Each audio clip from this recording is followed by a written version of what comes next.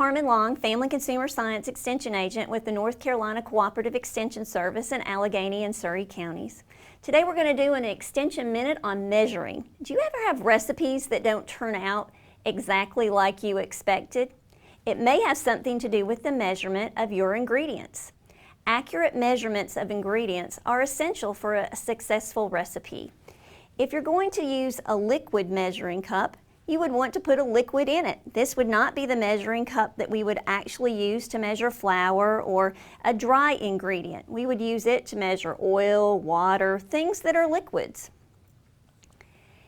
If you're going to measure a dry ingredient, you would need to use a dry measuring cup. So there are definite differences. To measure a liquid, we're actually going to set the cup on a solid surface. It's really hard to measure when the cup is up in the air.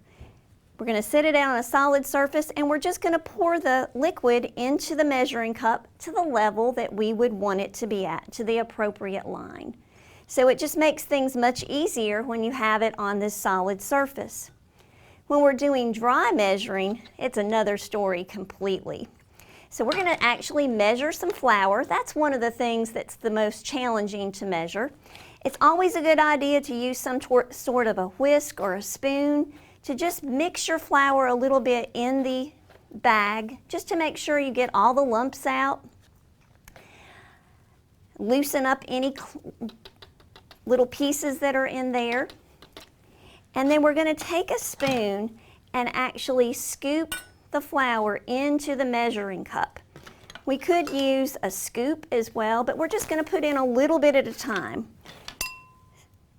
We're just going to gradually scoop it in there. I have seen people that would actually take the measuring cup and stick it into the bag and maybe pack it down along the side, or they might do this to level it off. Let's see how much flour is actually in the measuring cup when we do it this way. So we're going to do a reversal measurement. So we're going to stick this in our bowl, and then we're going to spoon it back into our cup and see how much extra flour we have when we measure it by packing it in. When we put too much flour in our mixtures, whether it be cakes or breads, cookies, we get way more flour than what we need, and it turns the product out to be more dense, not as fluffy, and not as tasty. So I have a 1 cup measuring cup here, and if you notice, to measure that off evenly, I just took the flat edge of the knife, laid it along the cup, and scooped it off. And look how much extra flour we still had left in this bowl.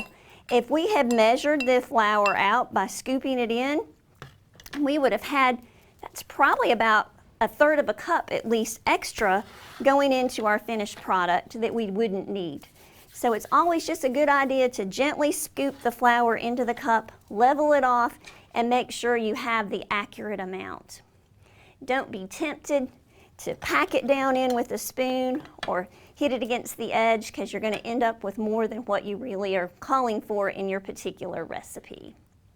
Most recipes are just guides. You can actually do some adjusting, especially with your sugar and your fats. You can often take those down to the next lowest level on your measuring cup without noticing any significant difference. That's a great way to get rid of some extra calories.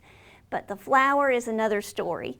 That's one of those that we probably pretty much need to go with what the recipe calls for. This has been another Extension Minute. We look forward to having you join us again next time.